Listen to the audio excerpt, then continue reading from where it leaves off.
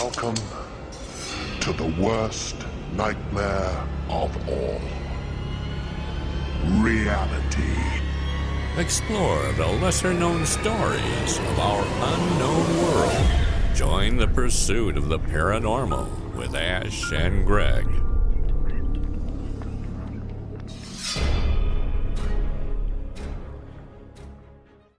Welcome to this week's episode of Pursuit of the Paranormal. This week we are joined by Matt Paranormal. Welcome, Matt. Thanks for joining us. Thanks for having me. Thanks for coming along. So we start most interviews, just a bit of background about yourself. Who is Matt and how did you get into the paranormal? Yeah, okay. So I've been doing this for just over 7 years. I'm self-trained in all types of communication. It took me about 5 years to do the training before I went and put the test of safe and that I wasn't personally going to get harmed in any way. Once I was happy with that, I then started going to like random places or haunted places that were supposed to be haunted. Try these methods out. Yeah, some of them worked. So I took it from there. I then built a team up. Obviously, it was just me. So my team, it's got like 10 people now. We've got some new recruits. Nice.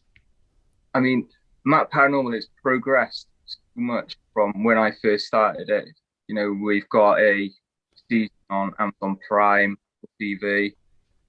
We're on Paraflix, Roku TV. It's gone a bit mentally, and I didn't expect it to go as big as it did. You know, I was just not doing it for fun, but I was doing it more to prove to myself that there was like life after death. Like, yeah. What you got, you know, because you guys are into UFOs, and to be honest, I do believe in UFOs, but we're in the proof that, you know, it doesn't exist. Yeah. So you say about life after death. I'll just bring you back to that. So what got you interested in life after death, or the question, is there life after death? It was probably because I did a lot of mediums when I was like 17, 18. And then, you know, people were coming through, and I didn't know these people. Like the mediums, I didn't know them, and they were actually giving me the answers I was looking for. So that kind of like made me think, okay, maybe there is something to it. So then I tried to, well, I'm not a medium, I can't do mediumship, but yeah, I do. You were talking about mediums. Yeah. So, I mean, I'm unsure about mediums. Okay. I've had some interesting conversations with mediums where they've got things absolutely bang on, and one of them, that Jolene, said there was no way she could have known anything about what she said to me. Absolutely, I didn't even know to begin with until I checked with my mum. Is that what got you to believe in mediumships, when they're starting to tell you stuff that people couldn't know? Obviously, sometimes nothing comes through to you, it's always the other people. But when it was your turn and the medium focused on you, and they would give you the correct information which no one would have known, it was a bit fascinating, and it did make me think, you know, how did they know? There's only one way they could have done, and that's by the spirit itself. What kind of specific thing would it need to be from a medium for them? So you say stuff, you say that and it happened to me, stuff that people couldn't know. But is it stuff that they could have found out on Facebook? Or yeah, social networking is a dangerous place for mediums, right? And I always say to people that come to my events and stuff and they want to go and see medium, I always say, go to somewhere, like go to Birmingham or go to a city that you've never been to and go and see medium there, someone that would never know you. That's the only way you're going to get a positive result from it. Cool. That's a good idea, actually. So after the mediumship and the mediums, and you were seeing those when you were a bit younger, what happened from there? Yeah, so I then started watching few YouTube videos, reading a few books about different methods to contact the other side, which was through we spirit portals. Those were the main two types. I did a Ouija board, not when I was young. I did it after watching maybe a good 100 videos after a few years. I invited some trusted friends with me. I'm on the board with me if they were brave enough.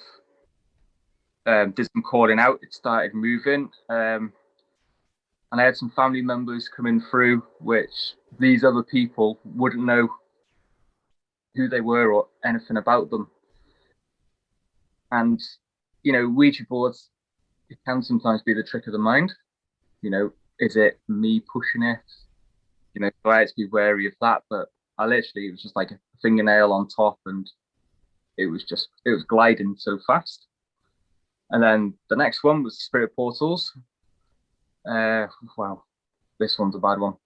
So when calling out in a spirit portal, when you get that voice of the actual person coming through, it probably hits you when you can hear that family member trying to talk back to you, and it's actually their voice. That was another good one for me. So, yeah, Ouija boards are something that I've dabbled with. I've had one, and I wasn't allowed to keep it in the house, understandably. And it wasn't until about 4 years ago that I even used one. I was dead against it, but haven't really had much sort of success. I don't know if you call it success, but yeah. Interactions with it. So and it doesn't really scare me anymore. So you went from the portals and the Ouija board. Yep. Where did you go from there? So after that, I purchased a decent camera and a decent microphone. The main, this should be the only equipment you need to contact the other side, really, because no equipment is proven to actually contact. Cool. I think, but not. So a decent boot, a decent camera. Start calling out, then the EVPs start coming through. That's the next one. Cool. So that was going to be one of my next questions, is what was one piece of equipment that you would take to all investigations? Has to be the camera and the boom mic. Well, the microphone's attached to the camera, but that microphone, it picks up everything, and EVPs can come through it. It'll pick up any knocking that you can hear. Keep it simple. Don't be overcomplicated. So what made you take the step from doing these investigations, doing your own sort of work with your friends, to having a Amazon Prime show? Because I had success in actually contacting the other side, I thought, why not visit these big venues like 30 Drive? There's a local pub near me that they investigate there. And we investigated Natalie's old place as well, which is also on the season. I put all those methods to the test in those venues, got the results I needed. So I submitted I submitted footage from previous investigations to Amazon to check that it was good enough, should we say, to be aired, and they were happy with it. So then that's when I went to the venues and started recording and doing the basics, calling out, just going around with a K2 meter, decent camera that can pick up all the sounds, and I've come out with a full season with it. So I watched the East Drive one today. So I've been to East Drive as well. It's a bit of a trek for me, but what do you reckon? On the fence. Mm-hmm. So when we went, me and my wife went actually, and we were there. Not a great deal happened in the living room. Not really anything happened down the bottom of the stairs, or even at the top of the stairs, to be fair. We were in one of the bedrooms. I know you guys were in one of the rooms where the marble dropped. And it was quite interesting, and I was quite encouraged because at one point, after the marble dropped, it was off camera. Yeah, And somebody said, that's not good enough. yeah, exactly. Yeah. So I was encouraged that was actually said on the episode, because I know on other famous programs that would have been a full-blown episode about proof of the afterlife. So on wild, that would have. mm-hmm.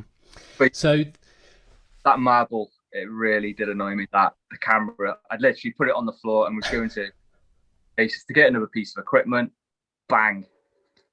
So that particular bedroom, we caught some anomalies sort of going across the video camera, and then in the other bedroom next to it, where cat balls, and the cat balls were all lighting up, and the door opened or closed,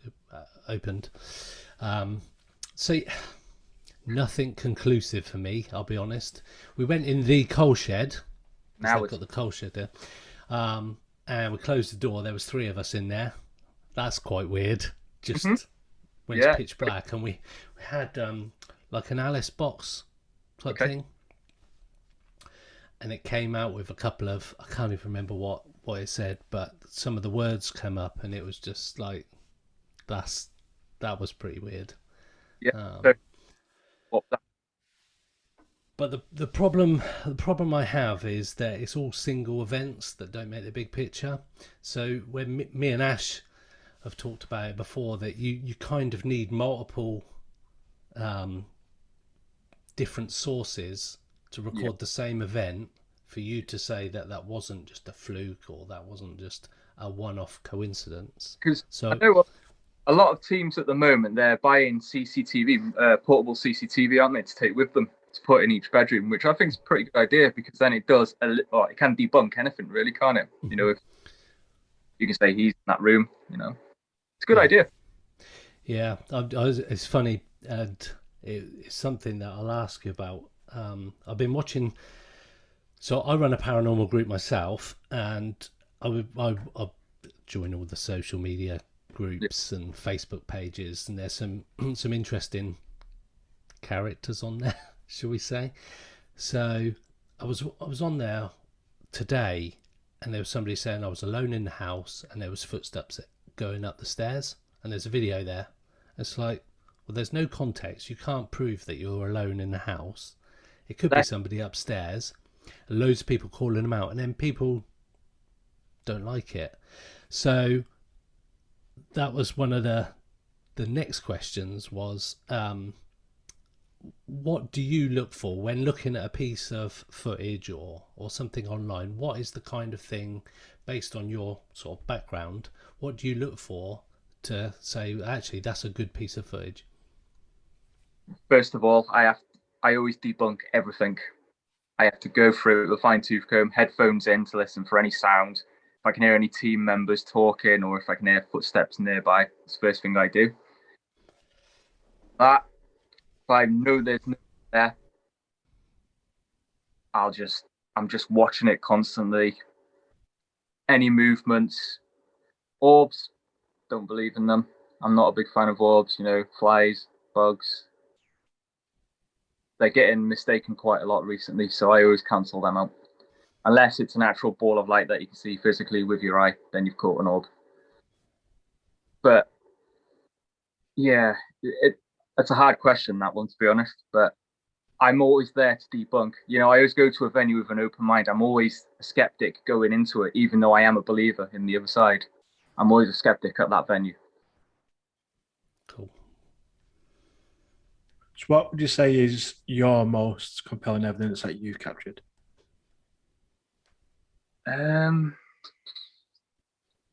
Best evidence I've captured isn't actually posted anywhere, but now you've mentioned it, I might actually post it tonight. We were at a haunted mansion in Mold. It's called Plas Teg. I don't know if you've heard of it. It's Wales' most haunted mansion.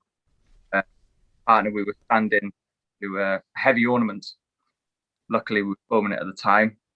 Every time we were calling out for this Sir John, who supposedly is the person that haunts the place, this ornament, it was moving on its own. Luckily, I had a K2 in front of it, so the lights were flashing while it was moving. It's only me and her next to this ornament.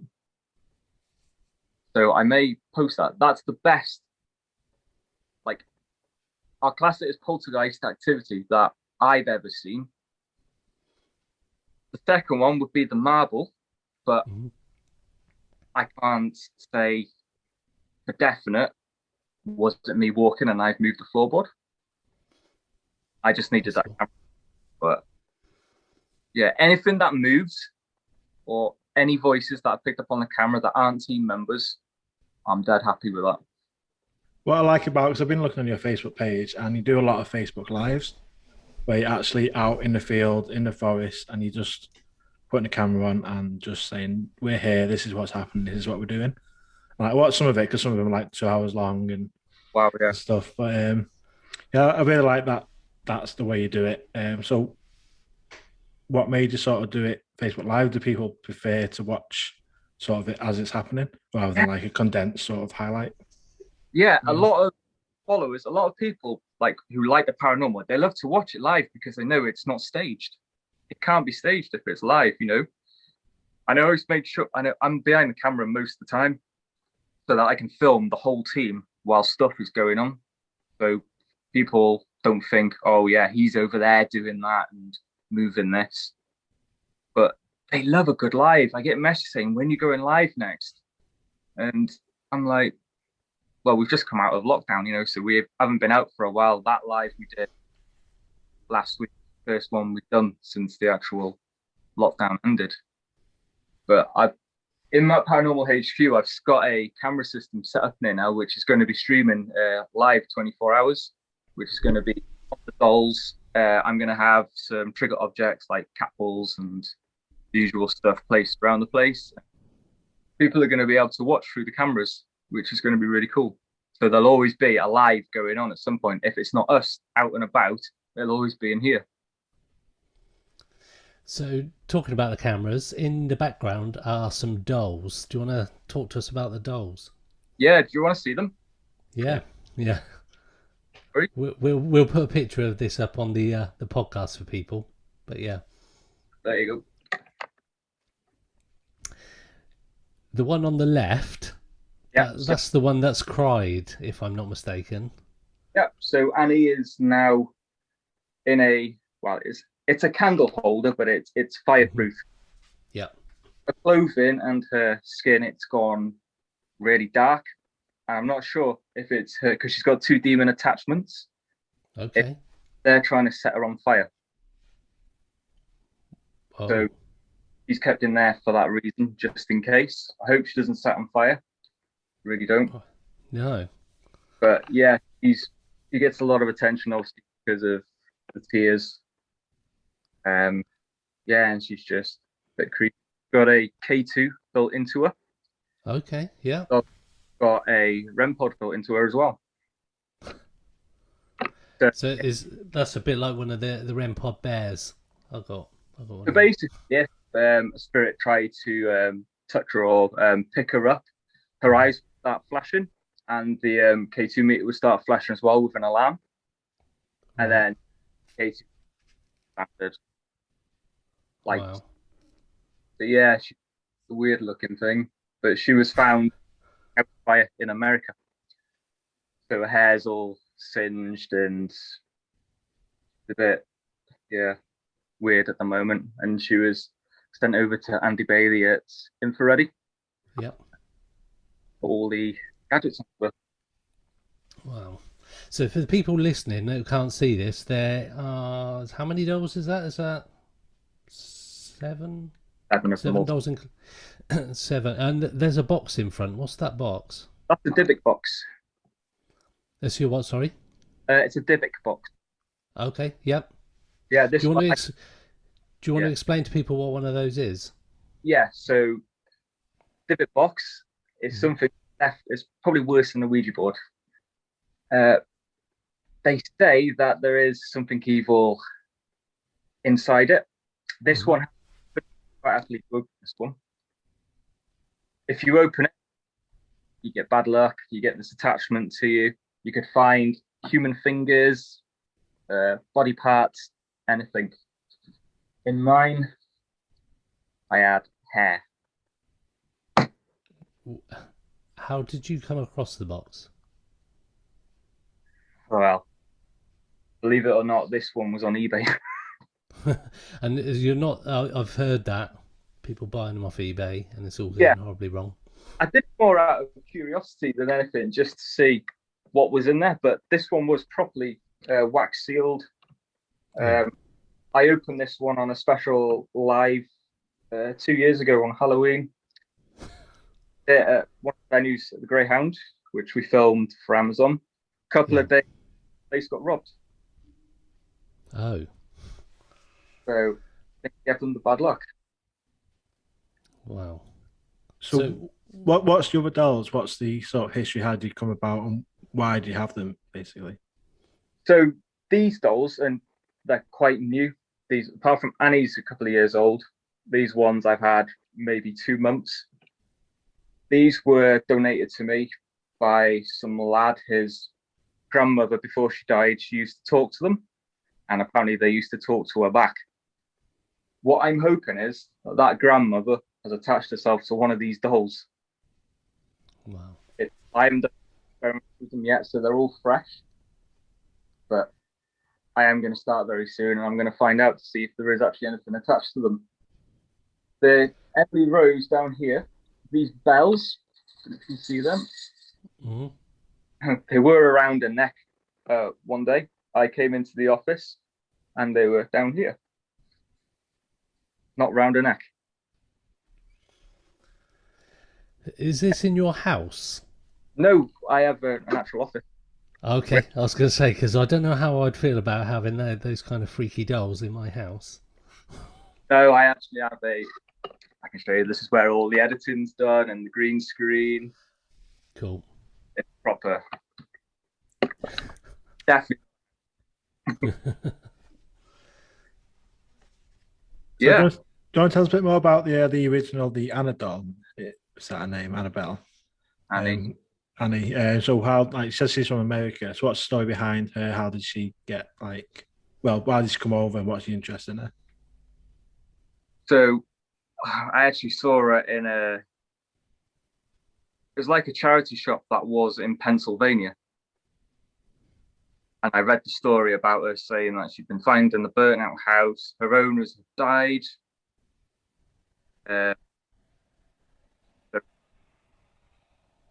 Binged. So I thought, yeah, I'm going to purchase her and I'm going to get her shipped over to the UK. I'm going to get all the equipment installed into her, and I'm going to see if she has attachments. You know, if her owners have died with her, okay, there could be a good chance. Take a drink for 1 minute. Sorry about that. It's getting a bit dry. It's warming. That's all right. Yeah. There's lights and yeah, so this is a weird one. I'll post this one to you as well. Did the investigation to find out who her attachments were. We had confirmation through the spirit box saying it was me when we asked, did you dim the lights? Because the infrared lights were dimming that was shining on her. My partner took a picture at that precise moment, and we got two faces on camera, a woman and a man, which her faces are right next to Annie at the same time. So that was my proof that those attachments are there, and they are there right now as well. Annie comes out on investigations most of the time. She's coming out with us on Tuesday for the Forest of the Damned. And yeah, it's more, the children are more attached to her, not living children, the past children. them all attached to her, like dolls. And the older generation of porcelain doll, they love that. Mhm. Try and pick her up, and then see the K2 go all the way to red. But the only thing that hasn't happened yet, nothing has been able to set her eyes off. And that is still my mission.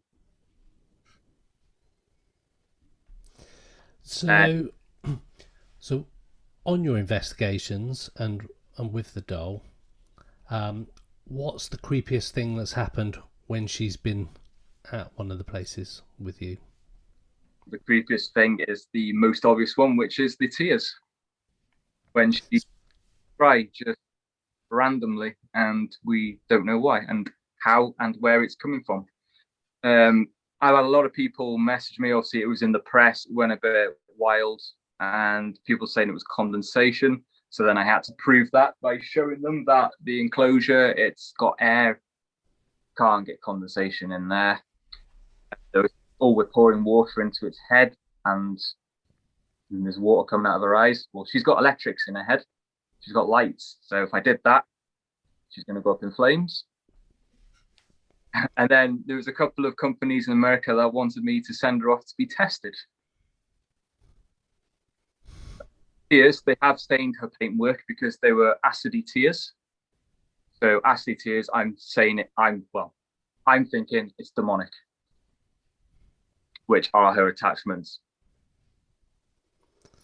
So, how many attachments do you think she's got? Just the two people, or?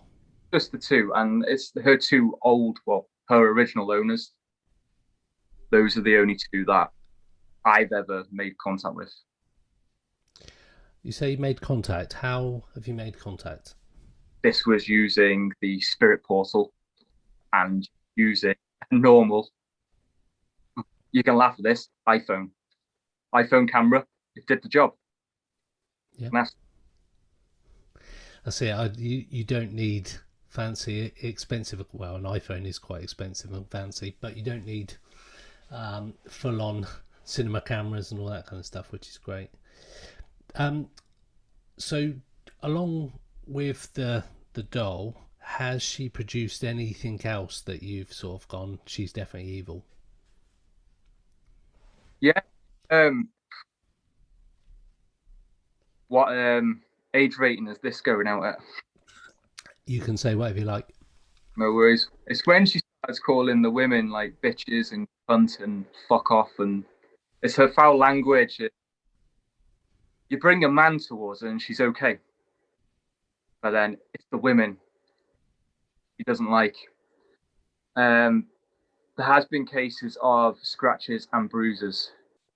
Whether or not I can't physically prove that it has come from her, but it has happened when she's been out on investigation and somebody's come back saying, I've got a bruise while we've been in a room with Annie. What is it? And I'm saying, can't 100% say it's from her or the demons. So it could be a possibility.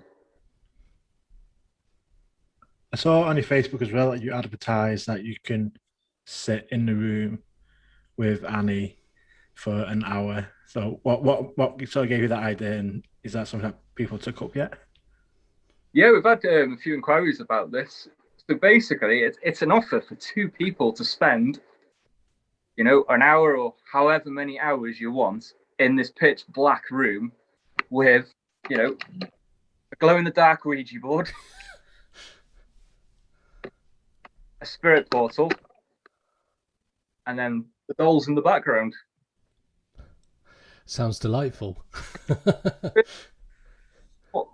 What's not to like about it? This room, obviously, so it is black. The windows can't see through them. And if people did come to it, they'd also be filmed at the same time, so they would have a copy of their experience. So if any EVPs are picked up, then they'll be on that recording as well.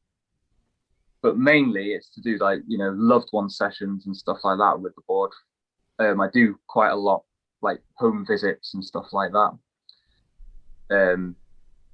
So that's mainly the board side, and then the doll side is the spirit portal.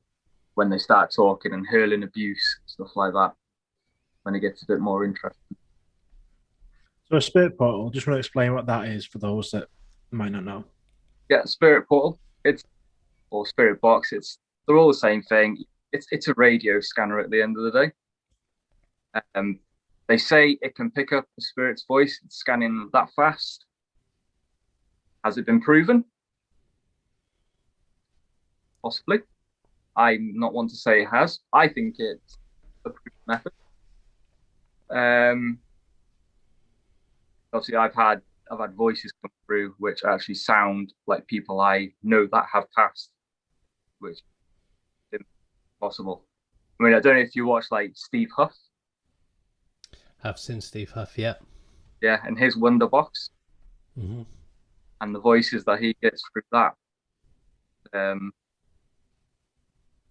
It's the same thing, but obviously you've got the staff in the background, and so I'm just waiting for a purchase a clear sweep one, which would be absolutely awesome. So anybody that does come here, if they want to, they can always try and call out to a loved one and try and actually get their actual voice to come through and talk to them, which is something that can't physically be done, can it?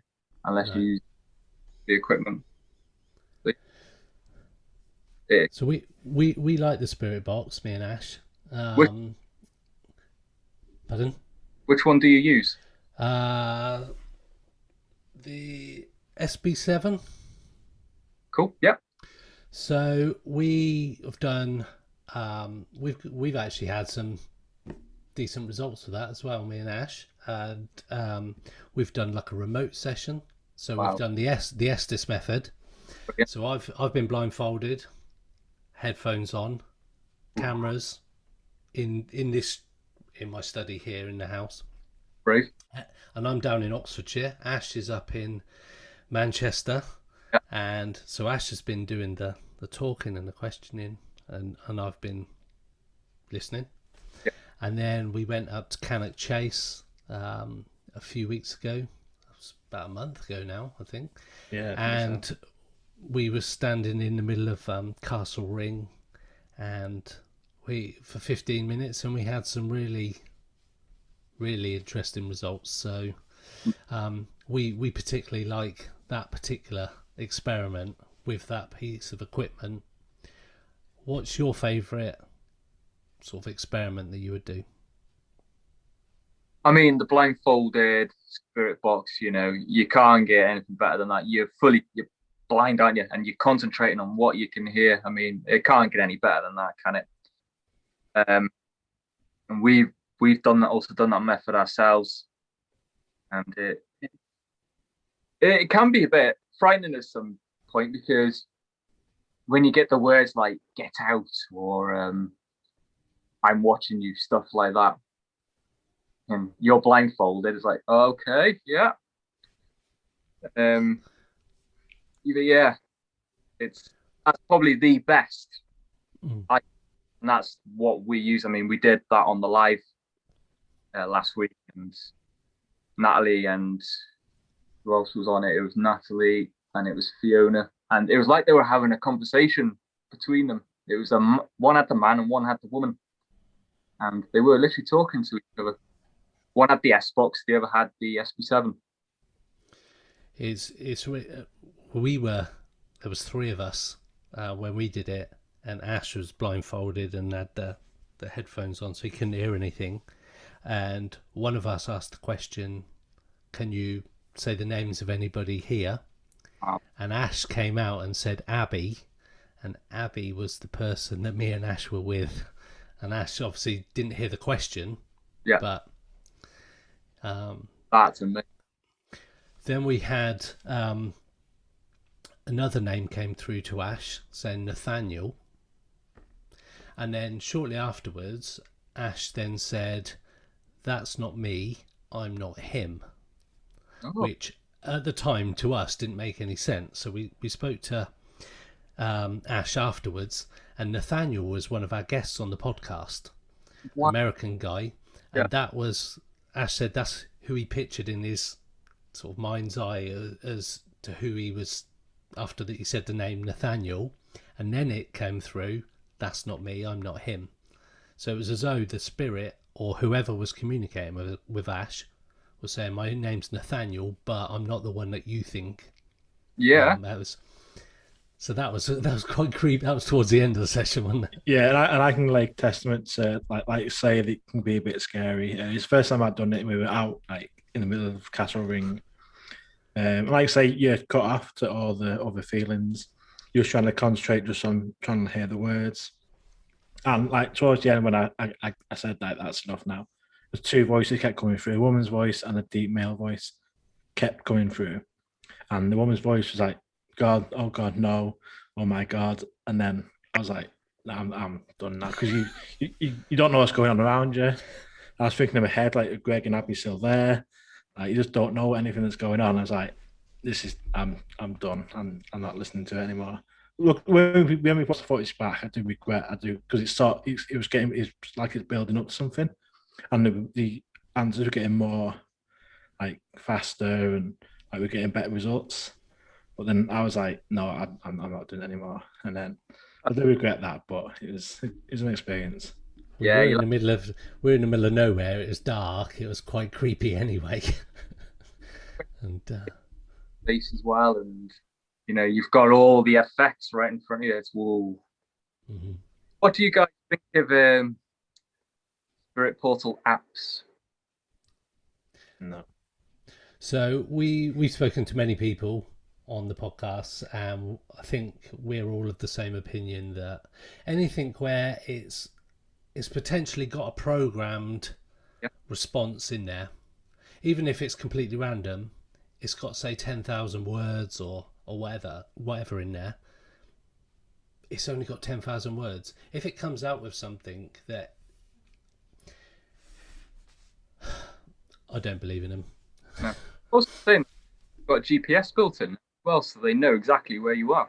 So they'll have right words to come out to make it more convincing. I'm glad you've said that. Everybody we've spoken to as well have also said that. You go on to social media and people are going, oh, I've got this app and it's really good. I'm just like, fuck's sake, it's not. For them as well. Some of them are like £20. It's like, wow. How are you? Yeah. Yeah, so I take it you don't. You know what? First started, I actually fell for them and I did start using them. Mm-hmm. And got to learn that they were a bit sketchy and they were pre-programmed, and with the GPS, you're in a graveyard and you're getting the word grave come up. I think the thing is, anything where it's programmed, like there's a piece of software, and it's going to throw out only a set amount of words, because it can't have every single word programmed into it. I think that's the issue. And it could pick up stuff in the background, and like you say, if it knows where you are, it could pick up stuff like that. I think you have to eliminate any reasonable doubt. So if there's any doubt on the evidence, so like doing it through the spirit box, and like the stuff Ash was saying, that was crazy. And we know that because it just scans through the white noise and sweeps, it's the one that Sandra brings with her. She's had the aerial removed as well, so it's even better. So it can't pick up it shouldn't really pick up anything. So we've been working on something. We've tried it a couple of times. I don't know if I've got it in. I might have it here. I don't know if I have. And actually, I don't know. So it's something that we've shown on here before. This is it goes from 0 to 20 megahertz, and it just produces white noise. There's no radio or anything attached to it. So I'm working on the power side of it at the moment. Yeah. Because the batteries don't last very long. But that's one of the things that me and Ash are going to try as well. That would be amazing. Is it eliminates all radio, so it's purely white noise. So we'll see if you get any results off that. It's a bit of noise when you're out doing like the Estes method, and you've got a bit of Elton John coming through at the same time. Mm-hmm. Yeah, that can be a bit off-putting at times. Where is the most haunted place that you visited? The most haunted place I've ever done is Woolton Hall in Woolton, Liverpool. I don't know if you know the history on Woolton Hall, but it. I've got a campaign on my page where I'm trying to save the building. Basically, it's been taken over by all that. It's a grade 2 listed building. They're going to let it fall down naturally, build property over it, make money. But yeah, Woolton Hall. There's a woman there. She fell over the banister. She died. She always makes herself known. You can hear her whispering on the staircase, talking. We actually filmed an episode for Paraflix there, which we had to short at the end because we were down in the cellar calling out to the monks. We came up the same stairs and found a hammer had been placed on the top stair with no one else in the building apart from the team, which were all accounted for on the camera. Wow. But another time there, blind Ouija board session, and you hear footsteps running along the dance floor, which I will send you that clip if you want to hear it. Absolutely. It's picked up on the microphone. You can hear it. It's really good. That's my place. So if there was anywhere in the world where you'd love to go investigate, where would you go? Ooh.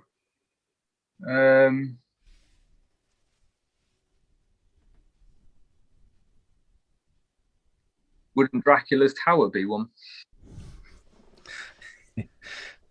Yeah. Dracula real. I reckon Dracula's Tower. What is the what do you think is the single most credible paranormal case?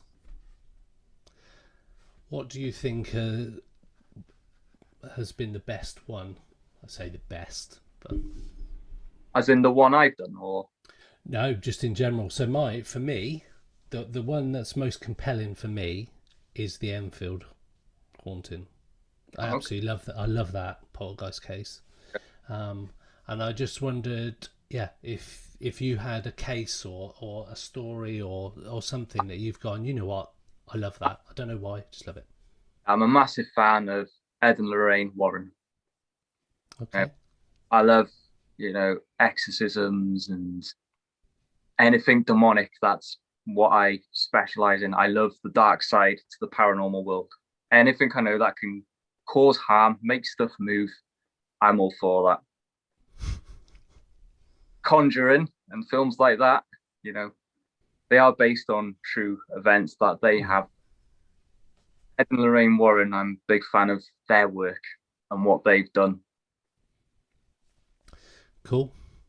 So that's a load of stuff about paranormal and what's got you in there. What are your thoughts on any other? So we talk about the paranormal, we talk about ghosts, we talk about UFOs, we talk about Bigfoot, we talk about cryptids, and the more people we speak to, the more a lot of these people are crossing over. We've had UFO investigators getting into paranormal or have had paranormal experiences in a young age. We've spoken to paranormal investigators that are now looking at UFOs. We've had people that believe that some of the sort of demons are actually aliens. What's your take on all of that? Do you think there's a connection between these kind of phenomena? Okay, so my belief is, a demon is someone that hasn't accepted they're dead. Okay. That's a demon, When you die, you have a choice: reincarnate, stay in the spirit world. The choice is yours. And the ones that don't accept they're dead, they're the nasty ones. They're the demons. You're the dead. So if you're going into their premises, they think you're trespassing and they want you out. So that's why they're the way they are.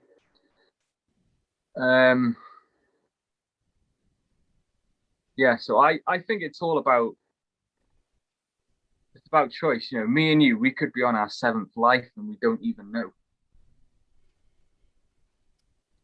it. And regarding the UFO part, you know, I am a believer in UFOs. I do sometimes sit down, I do stare at the sky, and so I don't think they're demons. UFOs, you know, the aliens and stuff, they are something different. And I do believe them. It's when you watch NASA TV live and they start cutting the feed because something goes across the camera and they don't want you to know about it. You know, that's enough for me. That is, if NASA are having to do that, Yeah. You know, I'd love to see.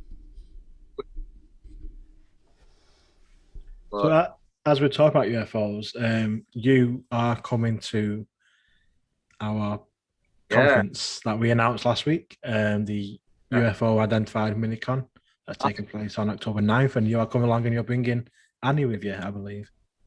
you can all see the strange girl. Yeah, you can see her eyes, and yeah, just you take her if you want. Yeah, no, listening to the speakers as well because I've never really spoke to anybody about UFOs, so I'm actually interested in listening to that part of it and seeing, like, from a professional's point of view, like what goes on and what they think, and yeah, it's gonna be really. I'm really looking forward to it. It's gonna be really cool. Yeah, one of the talks we've got is going to be on remote viewing. Yeah. Is that something that you sort of looked into? So it's kind of UFO related, it's kind of paranormal related. It's where people can like either project themselves or view different location from where they are. Is that something you looked into or had any sort of belief in that people can remote view? Never really looked into that at all, no. But that's quite an interesting one. Yeah, could be. Never really thought about it, but you've got me thinking now. I think as we've been doing this podcast, we've sort of discovered topics that we never in a million years would have even considered, and then you actually talk to people about it, and you hear the evidence put forward, and you think, oh well, that could be a thing. It's like it's just that's how I've been doing the podcast 9 months now, and literally, I mean, I was open minded anyway. But now it's just like I can't even. It's some of the stuff you told me a year ago that I'd be talking about this or sort of having a belief in or open minded to these different areas of the paranormal. I'd be like, no way. There's no chance that's a thing. But now it's like, well, actually, it is. And there's just like literally so much out there that just don't know. It can be a bit like sad sometimes when you say, like, people ask what you do and you say you're a paranormal investigator, and then they start laughing at you. Do you think that's it's more of like a credible answer to give, and I mean that in the nicest sense, than it maybe would have been 10, 15 years ago? And you'd say before the internet and before social media, and you say, oh, I look for ghosts, or I look into the paranormal. I think now it's probably more acceptable after programs like Most Haunted, probably. Oilton. Yeah.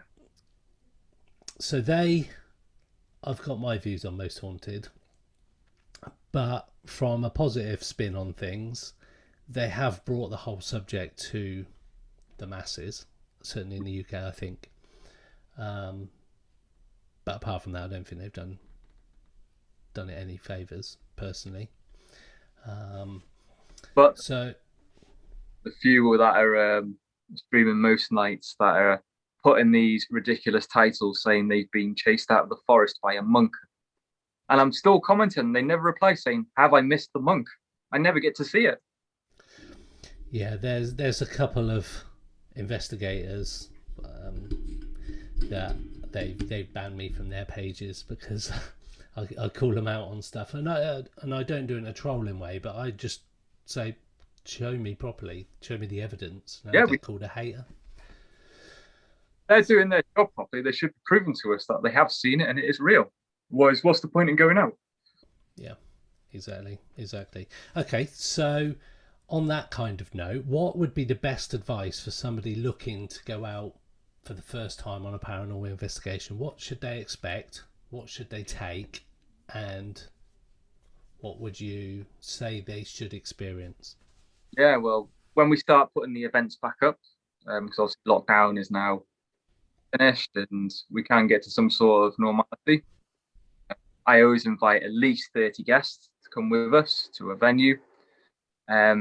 Newbies or done it before, doesn't really matter. The only piece of equipment I ever tell them to bring is a torch. Bring your eyes, your ears. They're the best pieces of equipment. You may expect something to happen. It probably won't, to be honest. You know, you can't always have something happen on a night. It's, you know, it's the luck of the draw at the end of the day. If the spirit wants to communicate, it will communicate. If it doesn't, it's classed as a quiet night. Everybody has them. If you didn't have a quiet night, then there should be some serious problems with that team, because you don't get activity every night. But yeah, anybody that wants to come along, they are more than welcome. We'll have some great venues listed very soon. As soon as, you know, we can literally, so we can get out there. Obviously, Wales, it's still a bit hit and miss. Our government's a bit behind, shall we say. You want to tell the listeners what your shows are called, where they can find it, where they can find you on social media? Yep. So if you go on to Facebook, that's our main social network page. It's at Matt Paranormal Official. We've got a website on there as well, which literally all the information is on our Facebook page. That's the main one I use and post all my stuff. But we're on Instagram, Twitter. I even think TikTok's on there now as well. Not that. Yeah, come to the Facebook page, because that's where all the lives are and all the exclusives, should we say.